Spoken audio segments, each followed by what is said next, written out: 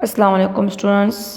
آج ہم سورہ انفال کا رکو پڑھیں گے الدرس الثانی بے۔ سب سے پہلے ہم اس کا لفظی ترجمہ کریں گے۔ کل الذین کفروا، آپ کہہ دیجئے ان لوگوں کو جو کافر ہے، ینتہوا، اگر وہ باز آ جائیں، یغفر لہم، تو بخش دیا جائے گا انہیں، ما قد سلف، جو پہلے گزر چکا، جو کچھ پہلے ہو چکا، وَإِنْ، اور اگر، وَإِنْ يَعُودُوا، اور اگر وہ پھر بھی ایسا ہی کریں گے، فقد مضت، تو گزر چکی ہے سنت الاولین، سنت یا طریقہ اولین، پہلے لوگوں میں۔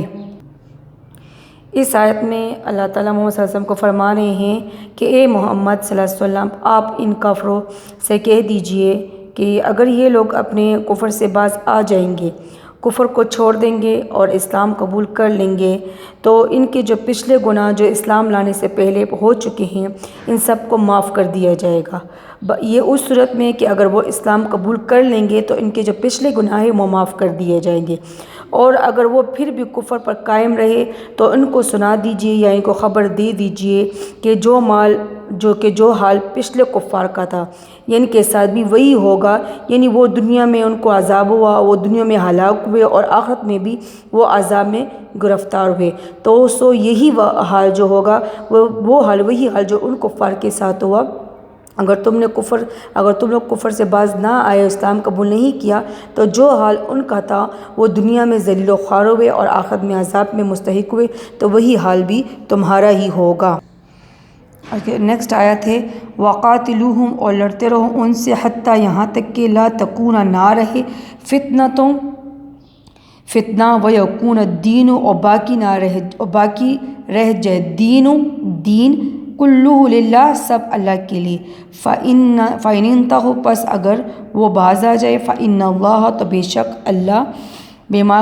بما یعملون، ان کاموں کو جو وہ کر رہے ہیں، بصیر، دیکھتا ہے یا دیکھنے والا۔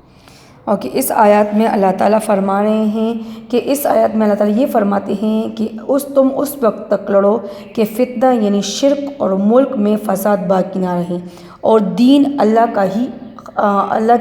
کا ہو جائے۔ یہاں پر جو فتنہ سے مراد ہے وہ ہے شرک، کیونکہ زمین میں جو سب سے بڑا فساد ہے وہ شرک ہے، تو اس شرک کے خلاف جہاد کرو، یعنی اس وقت تک جہاد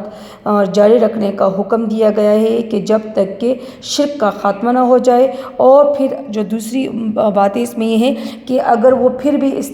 شرک یعنی اس وقت تک جہاد کرو جب تک شرک ختم نہ ہو جائے۔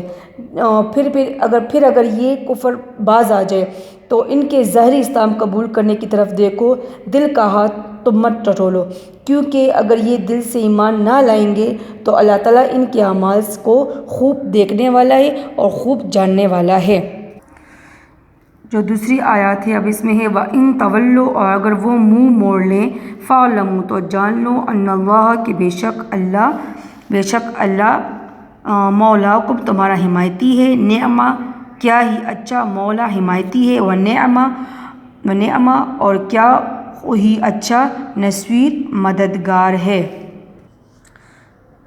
اس آیات میں اللہ تعالیٰ فرما رہے ہیں کہ اگر وہ اسلام سے روگردانی کریں گے، کفار کی بات کر رہے ہیں کہ اگر وہ اسلام سے روگردانی کریں گے یا منہ موڑیں گے تو اللہ تعالیٰ کا نام لے کر ان کے مقابلے سے مت ہٹو، ان کا مقابلہ کرو، اور اس وقت تک کرو جب تک کہ، جیسے کہ پچھلی آیات میں بتایا ہے کہ اس وقت تک کرو کہ جب تک کفر ختم نہ ہو جائے۔ اور پھر اللہ تعالیٰ فرماتے ہیں کہ اگر یہ روگردانی کریں گے تو اللہ کا نام لے کر ان کے مقابلے سے مت ہٹو، اور اس بات پر یقین رکھو کہ اللہ تعالیٰ ان کا مددگار ہے، تمہارا بہت اچھا رفیق ہے، بہت اچھا دوست ہے، وہ تمہاری مدد ضرور کرے گا، اور تم کو کفار کے مقابلے میں کفار پر غالب لے کر آئے گا، اور وہ تمہیں فتح نصیب فرمائے گا، اور وہ بہت مسلمانوں کا بہت اچھا دوست، اچھا رفیق، اچھا مددگار ہے۔ اسٹوڈنٹس،